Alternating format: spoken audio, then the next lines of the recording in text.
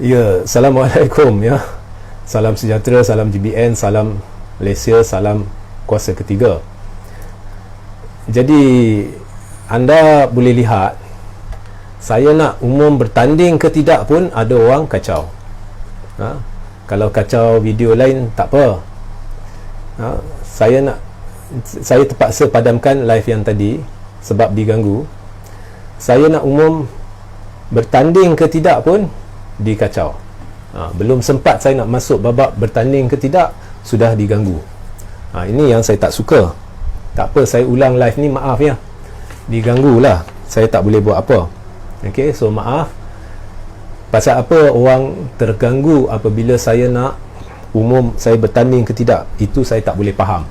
Ok, jadi maaf sekali lagi, tadi siaran saya diganggu, jadi saya terpaksa lah ulang. Leceh.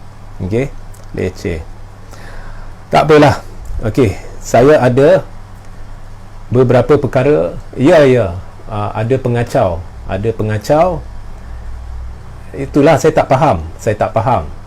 Kalau saya nak cerita babak politik, dia orang ganggu, tak apa. Ini saya nak cerita pasal nak bertanding ke tidak pun diganggu. Ok, saya tak tahulah ini apa ni. Jadi pertama saya akan jawab fitnah-fitnah terhadap saya. Nombor dua, sejarah perjuangan saya dengan BN.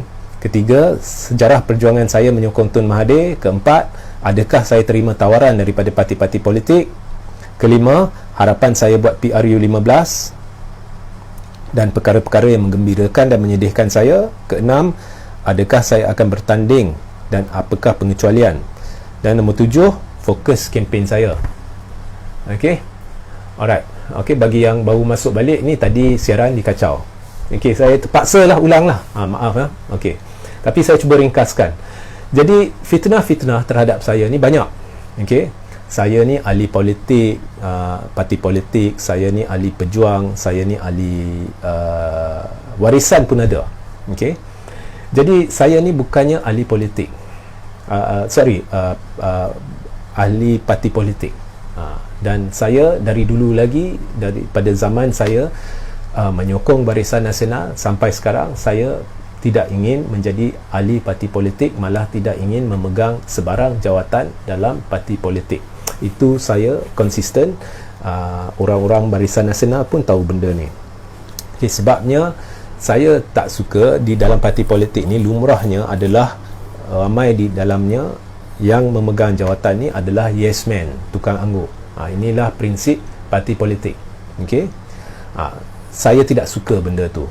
Biasanya bila mereka mencalonkan orang, mereka akan memberi pendanaan kepada orang tu, dan mereka mengharapkan orang yang mereka calonkan, mereka letakkan, mereka tabur dana, dia akan jadi yes man sebab ini dana kita.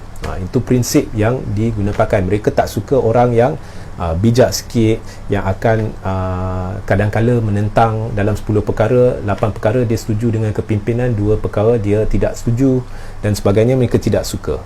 Okey, jadi saya tak suka adat ini, budaya ini. Jadi sebab itu saya tidak pernah dan tidak akan menjadi ahli parti politik, dan tidak akan meminta sekalipun jadi ahli parti politik. Itu saya konsisten. Jadi saya kena ringkaskan balik sejarah perjuangan saya dengan Barisan Nasional dan maksud salam kuasa ketiga. Elok jugalah kena ulang sebab tadi saya lupa beritahu apa itu salam kuasa ketiga. Baik, sejarah perjuangan saya dengan BN ni bermula di sekitar tahun 2004. Okey, pada masa tu saya penyokong tegar Barisan Nasional, dan banyak aktiviti-aktiviti saya lakukan secara rahsia yang tak perlulah kita bincangkan benda tu. Cuma yang terbesar bermula pada 2008 apabila saya menjadi salah satu daripada tukang kempen pengerusi MCA di Pulau Pinang pada ketika itu, Datuk Khoo Kah-Hua. Ya. Jadi Datuk Khoo Kah-Hua bertanding bagi kerusi Parlimen Bukit Gelugur menentang mendiang Karpal Singh, dan dia berkongsi pusat operasi bersama dengan calon Dun Seri Delima di situ yang menentang RSN Raya. Jadi saya di pusat operasi, saya rapat dengan Datuk Kuih Kahwa dan saya melakukan analisa-analisa berhubung pengundi putih, kelabu dan hitam. Jadi pengundi putih ni pengundi yang sememangnya diketahui akan menyokong MCA, pengundi hitam ni adalah yang tidak menyokong MCA, dan pengundi kelabu ni adalah pengundi atas pagar. Jadi itulah sistem warna yang saya kira diguna pakai. Dan data-data MCA ni sebenarnya kebanyakannya datang dari UMNO. Jadi UMNO ni data dia ni cukup lengkap, sentiasa lengkap, ya. So jadi saya berkempen untuk Datuk Kuih Kahwa, dan Datuk Kuih Kahwa kalah lah dalam pilihan raya 2008, di mana berlaku tsunami Cina di Pulau Pinang dan DAP mengambil alih tampuk kepimpinan negeri. Okey. Seterusnya pada 2013 saya terlibat dengan satu aktiviti kumpulan dalam satu NGO yang saya lupa berdaftar ke tidak. Ianya Brother Satu Malaysia, dan ini sebenarnya di belakang tabir ianya adalah projek apa orang kata Datuk Seri Hamzah Zainuddin. Datuk Seri Hamzah Zainuddin pada ketika itu adalah Timbalan Menteri Perladangan dan Komoditi. Jadi pada masa itu saya pun kerap berjumpa dengan Datuk Hamzah Zainuddin, dan dia pun ada datang untuk majlis pelancaran dan pengisytiharan pemberian watika, ya, di satu dewan di Pulau Pinang. Tak silap saya dewan dalam Penang Free School. Okey. So aktiviti yang kami jalankan ni sebenarnya kami nak kumpulkan orang-orang Melayu, Cina dan India serta India Muslim di Pulau Pinang seberapa ramai yang boleh, dan kita juga nak cuba alihkan kita cuba nak ubah geng-geng Melayu, geng-geng Cina ni, daripada melakukan aktiviti geng ni, lebih baik buat sesuatu yang bermanfaat. Dan kami berjaya tak silap saya dalam lebih 200,000 ni tak bohong, ya, 200,000 keahlian, ya. Dan saya masih ingat lagi kita buat satu majlis raya di Perak Road, ya, dengan kemah dan sebagainya, dan memang cukup luar biasa sambutan, sampai orang duk fikir ini seolah-olah macam kempen pilihan raya, ya. So banyak kami dibantu oleh MCA dalam menjayakan Brother Satu Malaysia. So lepas tu kita kalah lah. 2013 malah Barisan Nasional kalah lebih teruk berbanding dengan 2008. Sebabnya di Pulau Pinang ni, persatuan-persatuan Cina dan tokoh-tokoh Cina ni, pengaruh dia cukup hebat, jangan pandang remeh. Jadi bila dia orang suruh orang Cina ni undi A, orang Cina ni akan ikut. Cina Pulau Pinang berbeza dengan Cina di tempat-tempat lain di Malaysia. Dia orang suruh undi B, orang Cina di Pulau Pinang dia akan ikut. Jadi amat penting bagi penglibatan persatuan-persatuan dan tokoh-tokoh Cina tu di dalam Brother Satu Malaysia, dan kita berjaya melibatkan beberapa persatuan dan juga beberapa tokoh-tokoh India Muslim dan juga kumpulan Chetty dan sebagainya. Itu saya dipahamkan lah, benar atau tidak dia libatkan saya tidak tahu, sebab itu diuruskan oleh orang lain. So itu lebih kurang sedikit sebanyak perjuangan saya bersama BN. So selepas PRU 14, kita tahu Barisan Nasional kalah. Saya tidak terlibat secara langsung dalam mana-mana kempen. Sebenarnya saya berada di Bangkok pada ketika pilihan raya. Seminggu kami berada di Bangkok dan saya buat operasi kempen maya bersama pihak tertentu. Dan kalau korang nak tahu, saya berada di Bangkok bersama Raja Petra lah, okey, pada masa itu. Okey, so di situ kami menonton TV lah, tengok komputer dan sebagainya. Barisan Nasional kalah dan PKR menang besar, ya, sebab masa tu semua calon bersatu dan sebagainya guna tiket PKR, ya. Dan lepas tu balik Pulau Pinang lah saya. Jadi selepas balik saya mula berfikir, selama ni saya diberi maklumat ni biasanya daripada pihak ketiga. Jadi saya nak hentikan, ya, pihak ketiga ni, dan saya nak mula berunding terus dengan pihak-pihak yang utama, ya. Jadi saya ni, kalau saya nak jumpa seorang pemimpin ni, kalau saya dah bertekad nak jumpa ni, apa jua cara sekalipun saya akan mampu berjumpanya, sama ada saya nak atau tidak lah, one to one. Jadi saya membuat keputusan lepas PRU 14 ni, saya akan terus sokong BN, tapi pada masa yang sama saya akan cuba merapati Najib, sebab saya nak mulakan siasatan saya, siapa yang bercakap benar, siapa yang berbohong kepada saya. Tapi pada masa yang sama saya buat aktiviti-aktiviti, contohnya ada satu kumpulan yang nak pergunakan saya sengaja benarkan diri saya dipergunakan, sebab saya pun nak siasat kumpulan tu, siapa dia, apa aktiviti dia. Jadi saya masuk berpura-pura berbaik-baik, dan kita adakan satu ceramah. Di dalam ceramah tu salah seorang penaja ceramah tersebut, dia berucap, dan tiba-tiba dia buat satu ucapan yang menghasut, ya. Dia cerita Mei 13 dan sebagainya. Itulah yang sampai jadi keluar di semua berita dan sebagainya. Saya dan dia ditahan, dibawa untuk disoal siasat di Balai Ampang. So itu mengejutkan saya lah. Jadi masa saya masuk bersama IO menyoal saya beritahu terus terang lah, saya berada di sana dan saya terkejut dia keluarkan kata-kata sedemikian. Saya tidak setuju dengan kata-kata dia. Okay, so itu saya rasa anda semua sudah tahulah, anda boleh lihat di media sosial dan sebagainya. Dan saya teruskan perjuangan pro BN, tapi saya mulakan siasatan. Jadi saya nak berjumpa dengan Najib, dan seperti yang saya kata, bila saya nak buat, saya akan berjaya. Dan akhirnya, kalau anda ingat, lepas PRU 14, Najib pergi ke Langkawi, ya, satu retreat di Langkawi, dan saya sampai ke sana. Dan Najib berjumpa dengan saya, perjumpaan empat mata selama lebih sejam. Dan selepas saya jumpa Najib, Rosmah pula nak jumpa saya, nak barangkali dia nak interview saya, dan saya duduk di meja makan bersama Rosmah. So dalam perjumpaan itu saya dah mula mengenali, merapati Najib, dan selepas itu saya kerap keluar masuk pavilion lah di Kuala Lumpur untuk berjumpa dengan Najib. Kadang-kadang makan dan minum dengan Najib dan Rosmah. Pernah sekali tengok bola sepak dengan Najib dan Rosmah. Pernah duduk semeja dengan Najib, Rosmah, Riza Aziz, Noriana, Najib dan sebagainya. Tidak ada masalah. Kadang-kadang saya duduk di balkoni bersama Najib, berbincang perkara-perkara politik dan sebagainya. Jadi pada ketika itu saya mula beransur-ansur melihat satu perkara. Dalam saya melakukan siasatan, saya melihat satu perkara. Ada yang tidak kena dengan Rosmah.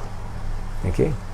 Dan beransur-ansur dengan melakukan siasatan tersendiri, dengan mendapatkan dokumentasi tertentu, saya dapat tahu Rosmah dengan Najib ni cukup bersalah dan Zahid cukup bersalah. Saya bukan jenis blogger lain suka paparkan dokumen-dokumen yang saya dapat. Saya dah berhenti benda tu lama. Tetapi ada banyak dokumentasi saya lihat, saya kaji, dan ada banyak perkara saya bincang dengan pihak-pihak yang terlibat, dan saya memang tahu dengan sahih bahawa Rosmah, Najib dan Zahid, pendirian saya peribadilah, ya, bersalah. Jadi saya dah putuskan landasan saya ni tak betul. Okey, dah tak betul. Dan saya pun melihat, ya, apabila contohnya Najib duduk dengan saya di balkoni, kita buat satu keputusan, bila masuk meja makan, Rosmah sekadar pandang je, keputusan tu boleh ubah. Jadi saya lihat pengaruh Rosmah terhadap Najib, dan di dalam kepala otak saya mula yakini sebenarnya Najib ni, segala kesusahan yang dia lalui ni adalah angkara nak lindungi Rosmah. Itu pandangan peribadi saya lah, itu yang saya dapat lah. Tapi apa pun, saya dah tahu perjuangan saya sudah silap, ya, dan sudah menjadi kewajipan dalam perjuangan kebenaran kita sentiasa ubah hala tuju ke arah landasan kebenaran. Okey, so saya ubahlah. Okey, jadi fitnah orang pada saya buat U-turn, itu tidak benar. Saya sentiasa ke arah kebenaran. So itu tak ubah. Jadi saya tak pernah ubah. Cuma sebelum 2016 saya mendukung perjuangan Tun. Di 2016 sampai 2018 saya telah dipengaruhi dengan fakta palsu dan sebagainya. Jadi saya beralih daripada perjuangan Tun. So lepas saya sedar berhubung dengan Najib, Rosmah, Zahid ni, saya beralih kembali kepada mendukung prinsip perjuangan Tun dan memutuskan bahawa saya tidak sekali-kali lepas ini akan beralih daripada perjuangan ini buat selama-lamanya.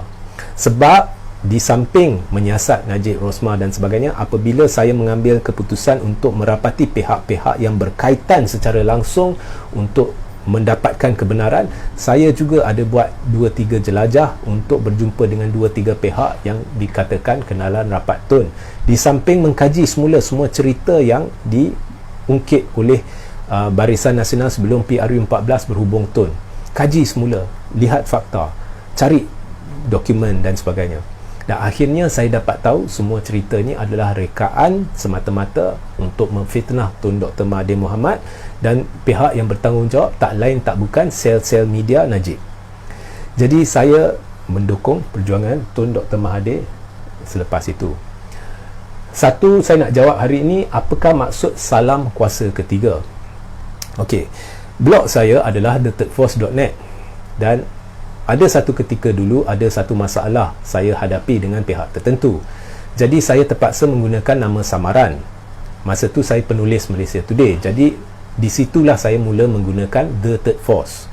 Sebabnya saya rasakan The Third Force ini selalu disalahguna oleh ahli-ahli politik. Ya. Contohnya dia orang kata PAS is the third force. Oh, masa PRU14 dia ni adalah the third force, dia tu adalah the third force. Mereka salah guna the third force. Dan sebenarnya kalau anda rujuk ke internet, the third force ni maksud dia dalam dictionary hanyalah satu cadangan, bukannya satu keputusan muktamad. Sebenarnya third force ini adalah bergantung kepada tafsiran.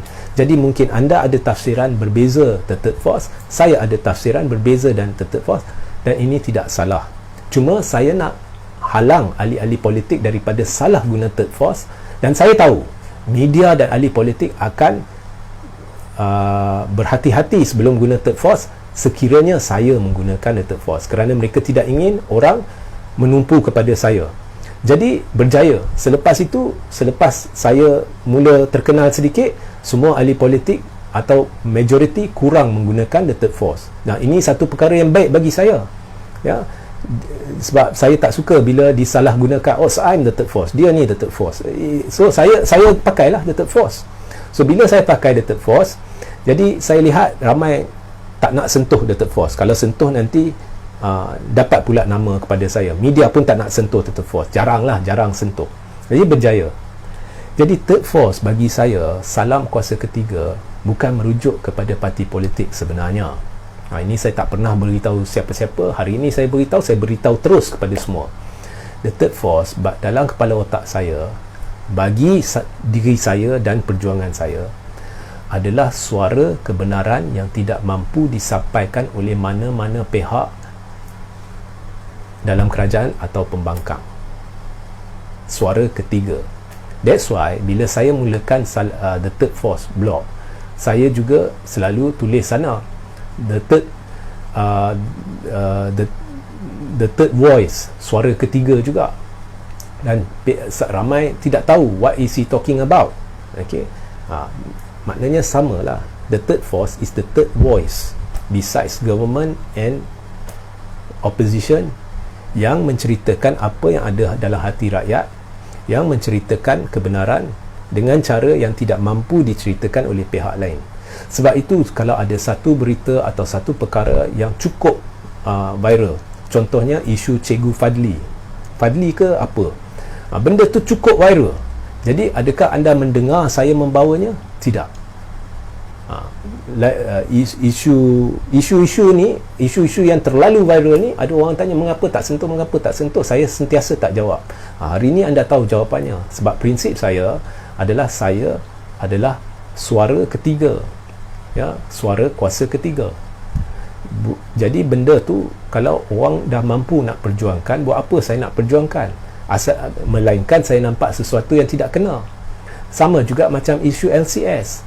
Saya lihat benda tu sedang dibawa dengan cara yang betul oleh pihak-pihak yang berjaya menampilkan kepada rakyat bahawa ada sesuatu yang tidak kena dengan Zaid Amidi dan dengan orang ni dengan orang tu dan sebagainya. Jadi bila benda tu sudah dilakukan dengan jayanya, buat apa saya nak letak kaki dalam? So itu prinsip saya. So itu maksudnya salam kuasa ketiga. Tidak ada kaitan dengan parti atau kumpulan politik. Okey, itu jawapan dia. Okey, adakah saya terima tawaran daripada parti-parti lain? Ada, banyak. Okey, ada dari belah kerajaan pun ada, saya tak nak namakan parti. Ada dari belah pembangkang pun ada, saya tak nak namakan parti. Malah sejak 2-3 tahun yang lepas ada, orang perorangan pun ada, dan menipu pun ada sebab nak pergunakan saya, jadi buat tawaran yang saya tak yakin jujur. Okey, sampai beritahu mak saya, anak kau ni akan jadi calon pun ada. Okey, dan macam-macam, ya, macam-macam. Okey, so adakah saya dipergunakan? Oh, memang ada dari dulu. Tapi saya ni jenis macam ni. Kalau orang nak gunakan saya, tetapi saya tahu landasan kami, perjuangan kami sama, saya akan diam dan benarkan. Sebab asalkan misi sama. Jadi bagi saya, apa kalau kita berguna, kita akan diperguna. Okey, itu mudah. Ini dari dulu lagi, zaman BN lagi. Tapi jangan fikir saya ni bodoh, saya ni tak tahu. So dari zaman BN lagi. Sebab kalau anda berguna, anda ada sahaja akan cuba perguna. Okey. So itulah secara ringkaslah ada tak tawaran. Okey. Tujuan saya buat live ini untuk memberitahu, sebentar lagi saya akan beritahu sama ada saya bertanding atau tidak, sebab banyak kumpulan datang jumpa saya, banyak yang tanya saya, dan saya pun pening. Saya cuba memberitahunya dalam live dah 2 live saya sentuh, tetapi saya tak sentuh dalam satu live khusus. Jadi bila saya sentuh di pertengahan live ni, ada orang mungkin tak lihat, ya, sebab dah jadi lumrah dalam live ni, mana-mana live ni bukan orang tengok dari awal sampai akhir, ya. So mungkin orang tak dapat tangkap. Jadi ada 1-2 kumpulan yang datang dan mereka nak taja saya, dan mereka dengan syarat saya jadi bebas. Dan ini satu kumpulan Cina, satu kumpulan Melayu, ya.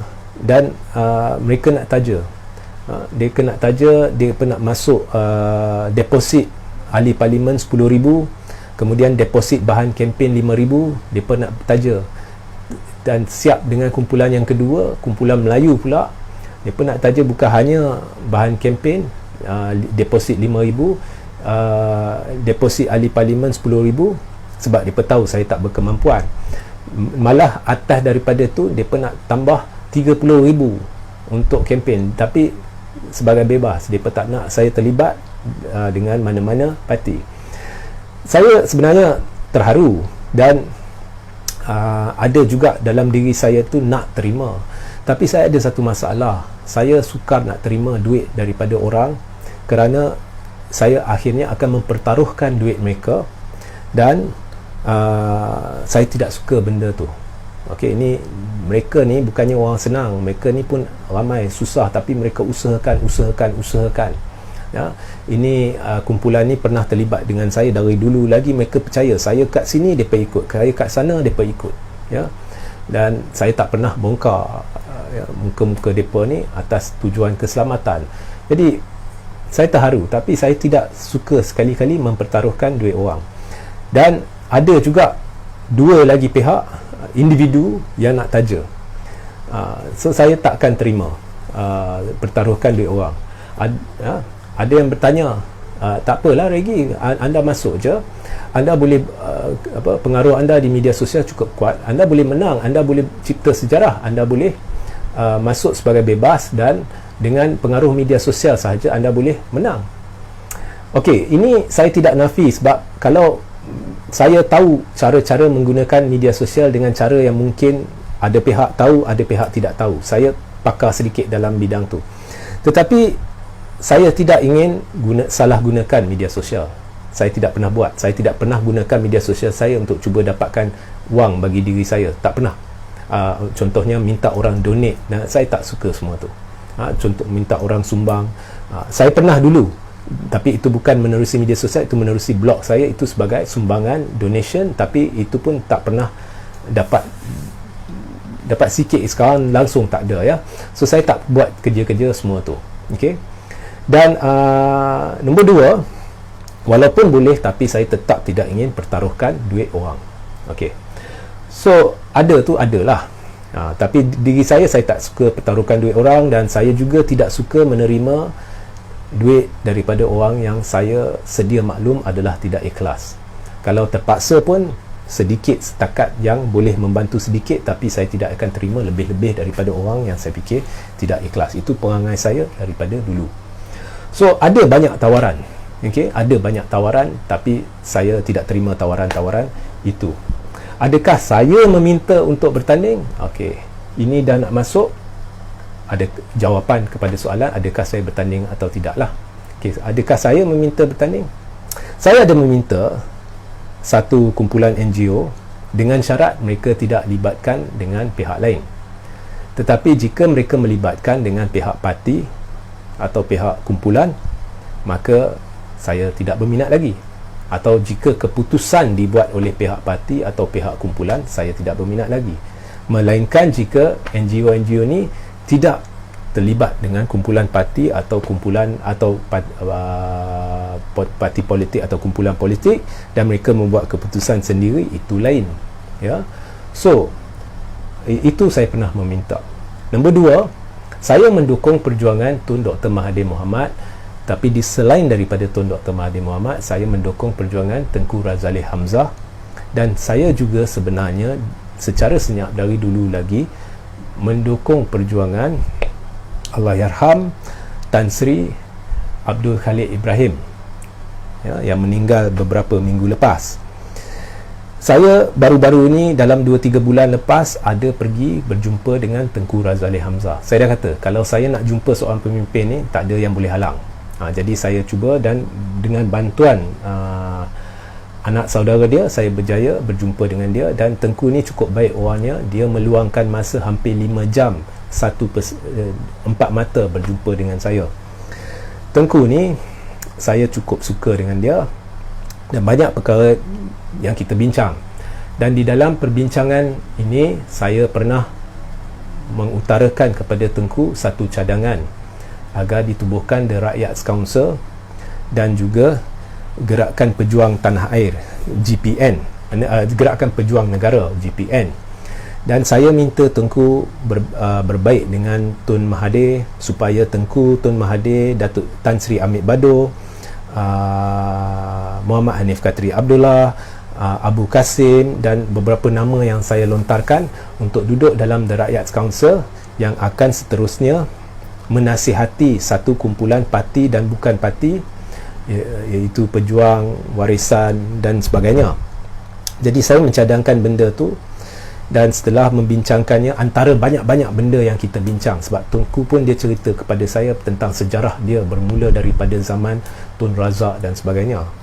Jadi antara banyak-banyak perkara kita bincang, Tengku lebih kurang setuju dengan idea ni, dia suka idea ni, dan dia kata orang yang paling sesuai untuk menggerakkan idea ni adalah yang di Pertuan Agong. Okey, tapi apa pun dia suka idea ni, dan dia pun terbuka, tak apa, boleh kerjasama. Dia kata dia tidak ada masalah dengan Tun. Okey. Dan dalam satu ketika tu saya ada minta Tengku, saya kata Tengku, sama ada Tun atau Tengku jadi Perdana Menteri, saya tak kisah ya, asalkan kerjasama, tapi saya tak kisah. Jadi saya minta Tengku jadi Perdana Menteri, kalau pertimbangkan kemungkinan jadi Perdana Menteri. Dan Tengku memberitahu saya sejelas-jelas mungkin bahawa benda tu dia tak minat nak jadi Perdana Menteri. Dan bila saya cuba ungkit kembali, dia pandang saya dan dia beritahu sejelas-jelas mungkin dia tak minat. That is Tengku. Okay, that is Tengku. Dia tahu benar apa yang dia nak buat. Jadi pada ketika Tengku cuba usahakan sesuatu di Kelantan ya, dengan amanah dan sebagainya untuk lawan PAS di Kelantan. Jadi bila saya dapat tahu Tengku sedang usahakan sesuatu, masa itu saya tahu benda yang dia usahakan tu bukan parti politik. Jadi saya dah bertekad, jika benda tu berlaku, saya akan minta Tengku untuk jadi calon di bawah kumpulan itu bagi PRU 15. tapi benda tu tak terjadi. Saya lihat tak terjadi. Kalau esok terjadi, ada pengecualian, saya akan terus minta. Okey, tapi setakat ni tak terjadi. Okey, so ini membawa saya kepada keputusan. Saya tidak akan bertanding pada PRU 15 dan keputusan ini muktamad. Melainkan muktamad ya setakat sekarang, melainkan jika ada kumpulan bukan politik yang ingin meletakkan calon dan kumpulan ini mendukung perjuangan Tun dan ada ciri-ciri yang selaras dengan perjuangan saya, saya semestinya akan pertimbangkan. Selain itu, saya tidak akan bertanding pada PRU 15. Jadi ini sekaligus menangkis fitnah kononnya segala yang saya buat ini adalah untuk mendapatkan pengikut-pengikut media sosial, kononnya sebab saya ni nak bertanding, saya ni nak jadi menteri, saya ni nak jadi itu. Saya ni perangai saya tak cukup makan pun, saya akan berpegang kepada prinsip.